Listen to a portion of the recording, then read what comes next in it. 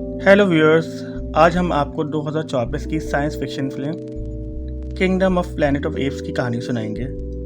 Film के आगाज़ में हमें बताया जाता है कि इंसान खुद को बहुत ज़हीन और ताकतवर बनाना चाहते थे, इसीलिए इन्होंने एक वायरस बनाया जिससे वो इंसान को ज़हीन और ताकतवर बना सकें। साइंसदान इस वायरस को इंसानों से पहले बंदरों पर आजमाते हैं, ये जानने के लिए कि ये इंसानों के लिए महफूज भी है या नहीं।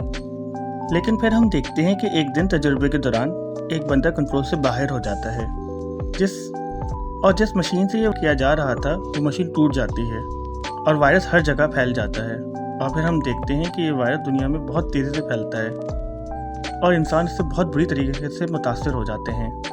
इसे इन्फेक्ट होकर ज़्यादातर इंसान मर जाते हैं और जो बच जाते हैं इनका दिमाग ने इनका साथ देना छोड़ दिया होता है।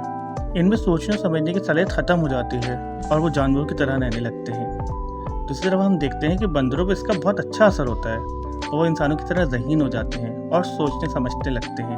आसान अल्फाज में कहें तो अब बंदरों ने इंसानों की तरह दुनिया पर कब्जा कर लिया है, जबकि इंसान जानवरों की तरह जंगलों में चले जाते हैं।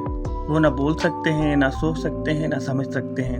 इन तमाम बंदरों को सरदार सीजर होता है जो एक जंग के दौरान मारा जाता है और अब इसकी मौत के 300 साल बाद हम इसके कबीले को देखते हैं। हम देखते हैं तमाम बंदर इंसानों की तरह साथ साथ रहते हैं और एक दूसरे से बात करने के काबिल भी होते हैं। और फिर हम देखते हैं इस कहानी के हीरो को जिसका नाम है नोवा और ये इस कबीले के एक सरदार का बेटा है। हम देखते हैं कि नोवा अपने दोस्तों के साथ ईगल के अंडे हासिल करने के लिए पहाड़ों पर जा रहा होता है। ये इनके कबीले की रस्म थी कि हर बंदर के पास अपना पालतू ईगल होता था। चूँकि अब नोहा भी जवान हो गया था तो रस्म के मुताबिक नोहा को ईगल के अंडे की देखभाल करनी थी, जिससे बच्चा निकलता और वो उसको पालता, उसकी तरबियत करता और फिर इसे बिल्कुल पालतू जानवर की तरह अपने साथ रखता। यहाँ हमें ये भी मालूम होता है कि इन ईगलों को काबू करने के लिए तमाम बंदर अपने मुंह से ख़ास किस्म की आवाज़ निकालते हैं और नोआ के वालिद जो कि इस कबीले के सरदार भी हैं वो इस काम में सबसे ज़्यादा माहिर हैं। हम देखते हैं कि नोआ जंगल से अंडा हासिल करके इसकी बहुत अच्छे तरीके से देखभाल कर रहा होता है। वो बेताबी से इस ईगल के बच्चे के अंडे से निकलने का इंतज़ार कर रहा होता है, लेकिन तकदीर कुछ और ही मंजूर था, क्योंकि एक रात एक इंसानी लड़की खाने की तलाश में इनके कबीले में आती है। वो नोवा की ईगल का अंडा चुरा लेती है पर नोवा इसे देख लेता है और अंडे को बचाने के लिए वो फौरन इस लड़की के पीछे भागता है। वो लड़की जंगल की तरफ भाग जाती है, लेकिन इस भाग दौड़ में नोहा का अंडा टूट जाता है। ये देखकर नोहा का बहुत दुख होता है। चुनाचा नोहा अपने दोस्तों के साथ एक और अंडे को तलाश करने के लिए दोबारा पहाड़ों पर जाने का फैसला करता है, पर रास्ते में पहाड़ों के करीब वो अपने कबीले के 2 बंदरों को जख्मी हाल में देखता है। वो इस कदर बुरी हालत में होते हैं कि वो मरने वाले होते हैं। नोहा उनको देखकर परेशान हो जाता है और उनसे पूछता है कि ये तुम्हारे साथ किसने किया। जख्मी बंदर से बताते हैं कि हमारी ये हालत दूसरे कबीले के बंदरों ने की है, जो कि समंदर के किनारे रहते हैं और वो जंगल में रहने वाले बंदरों से नफरत करते हैं, इसलिए वो हमारे कबीले पर हमला करके हमें तबाह करना चाहते हैं। इनका प्लान है कि वो तमाम बंदरों को अपना गुलाम बना लें और जो लोग इनकी गुलामी से इनकार करते हैं वो इन्हें मार देते हैं। अब हम देखते हैं कि इन समुद्री बंदरों को जंगल के बीच में नोहा के कबीले का ठिकाना भी मिल जाता है। वो अपने हथियारों के साथ नोहा के कबीले पर हमला करने के लिए रवाना भी हो जाते हैं। दूसरी तरफ नोहा भी अपने लोगों को बचाने के लिए फ़ौरन अपने कबीले आता है, लेकिन हम देखते हैं कि इसे आने में देर हो जाती है और समंदरी बंदर इनके कबीले पर हमला कर देते हैं और इसे तबाह कर देते हैं। इनका पूरा कबीला, इनका घर सब जला देते हैं। नोहा देखता है कि समंदरी बंदर नोहा के कबीले के लोगों को मार रहे होते हैं और फिर वो देखता है कि एक बंदर इसके फादर को मारने जा रहा होता है। नोहा फ़ौरन अपने फादर को बचाने जाता है, लेकिन बंदर नोहा के फादर को नीचे फेंक देते हैं। इसके बाद नोहा के वालिद यानी इस कबीले के सरदार की मौत हो जाती है और नोहा कुछ नहीं कर पाता। और नोहा के फादर और इस कबीले के सरदार की मौत के बाद यहाँ के तमाम बंदर समंदरी बंदरों के ग़ुलाम बन जाते हैं और इन्हें समंदरी बंदरों के रहनुमा के पास ले जाया जाता है, जिसका नाम प्रॉक्सिमस होता है। वो इन सब लोगों को यहाँ देखकर बहुत खुश होता है। दूसरी तरफ नोहा के कबीले में हम देखते हैं कि नोहा के कबीले में सिर्फ नोहा और इसके चंद दोस्त बचते हैं और जब नोहा को होश आता है तो वो देखता है कि इसका पूरा कबीला तबाह हो गया है। इसके वालिद भी मर चुके हैं और समंदरी बंदरों ने इसके तमाम दोस्तों को भी अपना ग़ुलाम बना लिया है। नोहा को गम में कुछ नहीं समझ आता। वो पहले अपने वालिद के जनाजे का इंतज़ाम करता है और इनसे वादा करता है कि मैं आपकी मौत का बदला लूँगा और मैं अपने तमाम दोस्तों को भी आज़ाद कराऊँगा। इसके बाद नोहा अपने मिशन के लिए समंदर की तरफ निकलता है, जहाँ इसे एक मुख्तलिफ़ किस्म का बंदर मिलता है जिसका नाम राघव होता है। राघव आम बंदरों से ज़्यादा ज़हीन होता है। ये बंदर किताबें भी पढ़ता है। जब नोवा इससे किताबों के बारे में पूछता है तो राघव बताता है ये किताबें हैं। इनमें बहुत से अल्फाज और तस्वीरें होती हैं। हर लफ्ज़ और तस्वीर का कोई ना कोई मतलब होता है। वो राघव को बताता है कि पहली सदी में सीज़र के दौर में बहुत से बंदर थे जो इन किताबों में लिखी हुई बातों को पढ़ते और समझ सकते थे। नोवा इससे पूछता है कि सीज़र कौन था। राघव इसे बताता है कि सीज़र पहला बंदर था जिसमें सोचने और समझने की सलाहियत मौजूद थी। हम सब इसी बंदर से इवोल्यूट हुए हैं। सीज़र ने ही बंदरों को कबाइल की शक्ल में इकट्ठे रहने का कहा था। वो हमारा पहला लीडर था। इसी ने हमें बताया था कि एक बंदर को दूसरे बंदर को नहीं मारना चाहिए, चाहे वो इसकी नस्ल का हो या ना हो। और इस तरह बातचीत के दौरान ये लोग बहुत अच्छे दोस्त बन जाते हैं और एक साथ खाना खाने लगते हैं। पर इसी दौरान वही लड़की जिसकी वजह से नोवा का ईगल का अंडा टूट गया था, यहाँ भी खाने की तलाश में आ जाती है। इसे देखकर नोवा को बहुत गुस्सा आता है। इससे पहले कि नोवा इस लड़की के साथ कुछ करता या उसे मारता, राघव नोवा को रोक लेता है और कहता है कि सीधा इंसानों से बहुत मोहब्बत करते थे, लिहाजा हमें भी इंसानों से प्यार करना चाहिए। तो ये दोनों इस लड़की को भी खाना खिलाते हैं और यहाँ ये बंदा नोवा को इंसानों के बारे में बताता है कि एक वक्त था जब इंसानों के दिमाग होते थे, वो बोल और समझ सकते थे, लेकिन फिर वक्त गुजरता गया और इनकी ज़ानत ख़त्म हो गई और अब वो जानवरों की तरह जंगलों में रहते हैं। अब क्योंकि इन दोनों ने इस लड़की को खाना खिलाया था, ये लड़की भी इनकी साथी बन जाती है और जब सुबह होती है तो नोवा सफ़र पर निकलता है और ये लड़की और आकब भी इसके साथ होते हैं कि जब ये जंगल में आगे बढ़ रहे होते हैं तो हम दूसरे इंसानों को भी देखते हैं जो पानी खुराक की तलाश में इधर उधर फिर रहे होते हैं और अचानक समंदरी कबीले के बंदर यहाँ भी आ जाते हैं और वो इंसानों पर हमला कर देते हैं क्योंकि वो इंसानों को बिल्कुल पसंद नहीं करते थे और एक अजीब अफरा तफरी मच जाती है। पर किसी तरह नोवा वो लड़की और आकब अपनी जान बचाकर यहाँ से निकल जाते हैं। और अब जब ये जंगल में आगे निकल जाते हैं तो इस लड़की को भी इन दोनों के साथ रहना सेफ लगता है और अब वो लड़की पहली बार इन दोनों से बात करती है और कहती है कि मेरा नाम मैं है। ये दोनों इस लड़की को बोलता देखकर हैरान हो जाते हैं कि इंसान कैसे बोल सकता है। फिर मैं इनसे कहती है कि मैं दूसरे इंसानों से बहुत मुख्तलिफ हूँ क्योंकि मैं बोल सकती हूँ। मैं सोचने और समझने की सलाहियत भी रखती हूँ और कपड़ा ही पहनना भी जानती हूँ। ये लड़की कहती है कि मेरा जिस कबीले से ताल्लुक़ था वहाँ के तमाम लोग ज़हीन थे और बोल सकते थे, लेकिन समंदरी कबीले के बंदरों ने पूरे कबीले को कत्ल कर दिया। मैं अकेली ही ज़िंदा बची हूँ। इसके बाद अभी तीनों दोबारा आगे बढ़ते हैं क्योंकि नोवा को अपने लोगों की जान बचानी थी और सफ़र करते हुए दरिया के एक पुल पर पहुंच जाते हैं।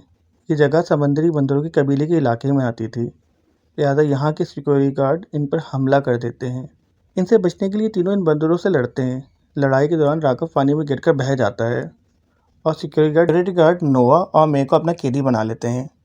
इन दोनों को समंदरी कबीले के सरदार प्रॉक्सिमस के पास लाया जाता है जो कि हमारी कहानी का विलन है। ये बहुत ही बेरहम बंदर होता है और इंसानों से नफ़रत करता होता है। इसने हुक्म दिया होता है कि जो बंदर किसी इंसान को देखे इसे कत्ल कर दे। यही नहीं बल्कि वो दुनिया के तमाम बंदरों पर हुकूमत करना चाहता था। इसीलिए इसने नोवा के फादर को भी कत्ल किया था और बाकी बंदरों का अपना गुलाम बना लिया था। फिर हम देखते हैं कि कबीले समंदर के पास है और समंदर के पानी से बचने के लिए प्रॉक्सिमस ने एक बहुत बड़ी दीवार बनाई हुई है। इसने ये काम इंसानों को देखकर किया होता है। यहाँ हम देखते हैं कि प्रॉक्सिमस इंसानों की तारीख के बारे में बहुत कुछ जानता था और इसके पास एक बहुत बड़ा इंसानों का फौजी जहाज़ भी था।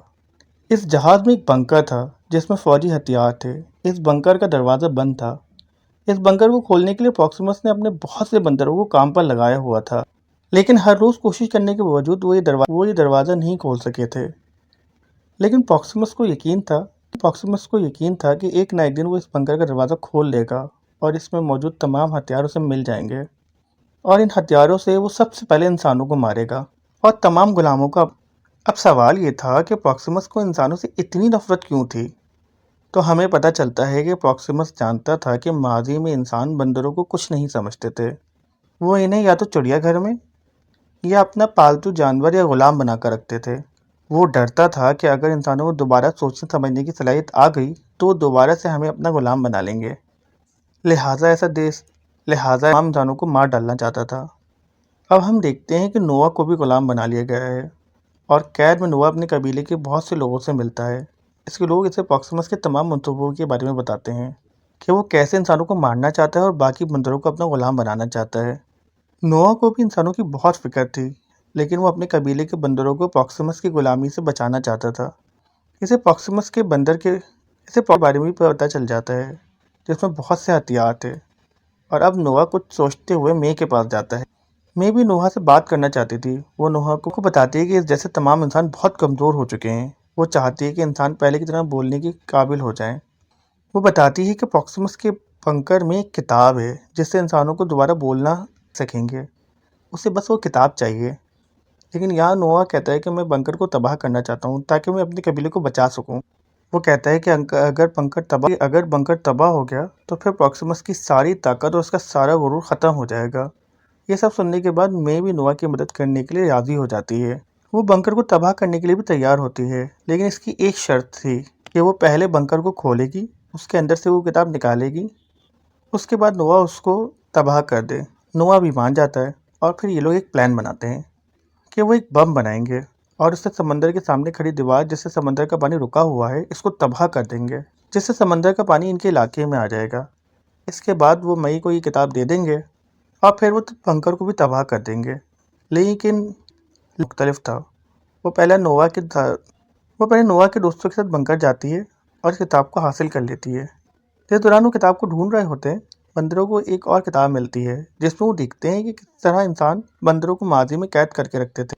ये देखकर उन्हें बहुत बुरा लगता है, लेकिन वो इस किताब को नज़रअंदाज कर देते हैं और फिर से मे का साथ देना शुरू कर देते हैं। वो एक छोटे से सुराख से बंकर के अंदर जाते हैं, पर बाहर निकलने के लिए वो एक आसान काम करते हैं। वो बंकर का बड़ा गेट खोल लेते हैं, पर जैसे ही वो गेट खोलते हैं प्रॉक्सिमस और उसके लोग बिल्कुल इनके सामने खड़े होते हैं।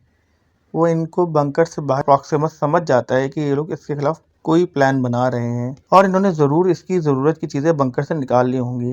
लिहाजा सच जानने के लिए प्रॉक्सिमस नोआ के एक दोस्त के गर्दन पर छुरी रख देता है और नोआ को सच बताने का कहता है, वरना वो इसके दोस्त को मार डालेगा।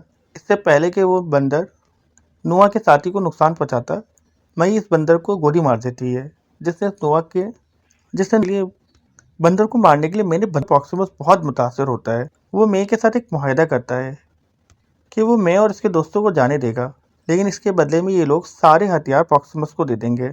लेकिन मे बेवकूफ़ नहीं होती। वो जानती थी कि अगर प्रॉक्सिमस के पास हथियार आ गए तो वो दोबारा इनका पीछा करेगा।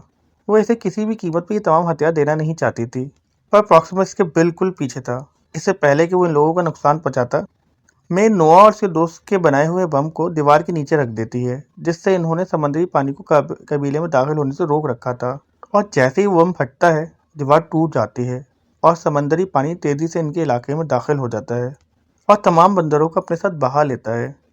चूँकि नोआ के कबीले के बंदर जंगल में रहते थे, लिहाजा इन्हें दरख्तों पर चढ़ना आता था और वो तेज़ी से दरख्त पर चढ़ जाते हैं, पर प्रॉक्सिमस के तमाम दोस्त डूब जाते हैं। अब चूंकि नोवा के तमाम कबीले के तमाम लोग जिंदा रहते हैं, वो अपने कबीले वापस आ जाता है, पर थोड़ी ही देर बाद और आकर कहता है कि तुम मेरे गुलाम हो और हमेशा मेरे गुलाम ही बनकर रहोगे।